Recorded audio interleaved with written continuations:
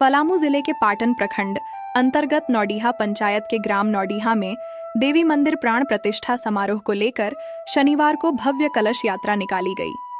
धार्मिक माहौल और जयकारों के बीच बड़ी संख्या में श्रद्धालुओं ने इस कलश यात्रा में भाग लिया। कलश यात्रा में शामिल महिला श्रद्धालु हाथ में कलश लेकर पूरे गांव का भ्रमण करते हुए कजरी तट स्थित अमानत, कोयल और जिंजोई नदियों के संगम स्थल पर पहुंची, जहां वैदिक मंत्रोच्चार और विधि विधान के साथ पूजा अर्चना की गई। इसके बाद श्रद्धालुओं ने पवित्र संगम स्थल से कलश में जल भरकर सिर पर कलश रखकर पुनः गांव स्थित देवी मंदिर पहुंचे। पूरे गांव में भक्ति और आस्था का माहौल देखने को मिला। यात्रा के दौरान श्रद्धालुओं द्वारा देवी माता के जयकारे लगाए गए, जिससे वातावरण भक्तिमय हो गया। आयोजन को सफल बनाने में गांव के ग्रामीणों और पूजा समिति के सदस्यों की महत्वपूर्ण भूमिका रही।